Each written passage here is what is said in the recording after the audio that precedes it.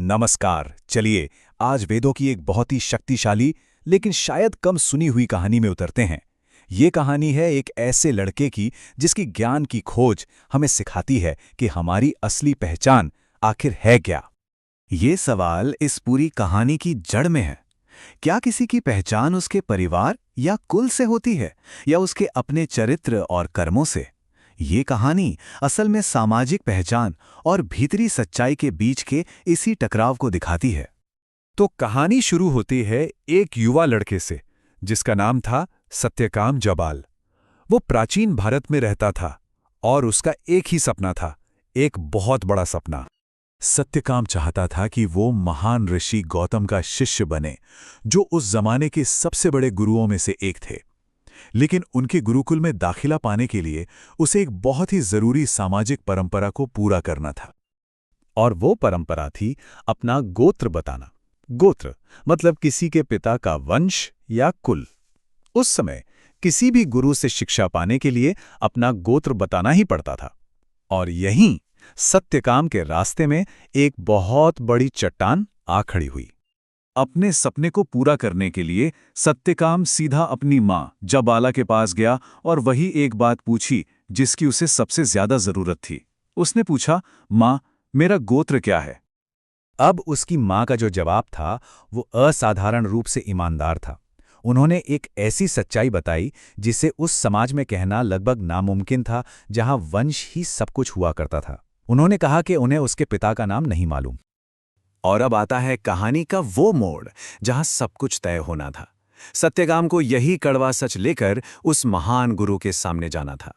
आश्रम पहुंचकर सत्यकाम ने बिना किसी डर या झिझक के अपनी मां के कहे शब्द ऋषि गौतम के सामने दोहरा दिए। सोचिए, एक छोटा सा बच्चा पूरी सभा के सामने ये सच बोल रहा था। और फिर पूरे आश्रम में गहरी खामोशी छा गई। हर कोई हैरान था। एक बच्चे के मुंह से इतनी निडर और सच्ची बात सुनकर सब दंग रह गए थे। और यही इस कहानी का दिल है। ऋषि गौतम ने समाज के नियमों से ऊपर उठकर सत्यकाम के चरित्र को देखा। उन्होंने कहा, योग्यता जन्म से नहीं, सच्चाई से होती है। और उन्होंने सत्यकाम को अपना शिष्य बना लिया। लेकिन सत्यकाम की असली परीक्षा तो अब शुरू होनी थी। और ये परीक्षा बुद्धि की नहीं, बल्कि चरित्र, धैर्य और अनुशासन की थी। ऋषि गौतम ने सत्यकाम को 400 दुबली पतली कमजोर गायें दी और एक बड़ा ही अजीब काम सौंपा। उन्होंने कहा, इन्हें जंगल में ले जाओ और तब तक वापस मत आना जब तक इनकी संख्या बढ़कर 1000 ना हो जाए। कई साल गुजर गए। सत्यकाम जंगल में अकेला रहा, पूरे अनुशासन और धीरज के साथ उन गायों की देखभाल करता रहा। और यही अकेलापन उसकी शिक्षा का एक बहुत ही अनोखा हिस्सा बनने वाला था। और यहीं से कहानी एक रहस्यमयी मोड़ लेती है। कहते हैं ना, जब शिष्य तैयार होता है तो गुरु कहीं से भी आ जाता है। सत्यकाम के साथ तो मानो पूरा ब्रह्मांड ही उसका गुरु बन गया। देखिए कितनी दिलचस्प बात है। सत्यकाम को ज्ञान किताबों से नहीं मिला, बल्कि सीधे प्रकृति से मिला। पहले अग्नि ने, फिर एक बैल ने, फिर एक हंस और एक जल पक्षी ने। इन चारों ने उसे परम सत्य यानी ब्रह्म के 4 अलग अलग पहलुओं का ज्ञान दिया। हर एक से उसे परम ज्ञान का 1/4 हिस्सा मिला। जब तक गायों की संख्या बढ़कर 1000 हुई, वो सब की सब एकदम मजबूत और सेहतमंद हो चुकी थीं। ये सिर्फ गायों की बढ़ती संख्या नहीं थी, ये सत्यकाम के अपने अंदर के विकास का भी प्रतीक था। अब वो वापस लौटने के लिए तैयार था। जब सत्यकाम आश्रम लौटा तो उसके चेहरे पर एक अलग ही चमक थी, एक अद्भुत तेज था।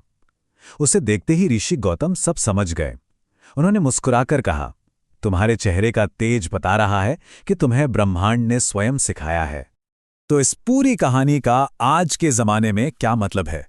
चलिए इसके कुछ गहरे और जरूरी संदेशों पर नजर डालते हैं। इस कहानी का संदेश आज भी उतना ही सच्चा है। सबसे पहली और बड़ी बात, हमारा जन्म हमारी योग्यता तय नहीं करता, हमारा चरित्र करता है। दूसरी बात, सच्चाई में एक आध्यात्मिक शक्ति होती है। और ये भी कि असली ज्ञान सिर्फ किताबों में नहीं, बल्कि प्रकृति में भी छिपा है। धैर्य और अनुशासन से ही असली बदलाव आता है। और मन की पवित्रता किसी भी सामाजिक पद से कहीं ज्यादा बड़ी है। और आखिर में ये कहानी हमें एक बहुत गहरे सवाल के साथ छोड़ जाती है। अगर हमारी असली पहचान हमारा चरित्र ही है, तो हम हर दिन अपनी जिंदगी में उस सच्चाई को कैसे जी सकते हैं? ये एक ऐसा सवाल है जिस पर हम सबको सोचना चाहिए।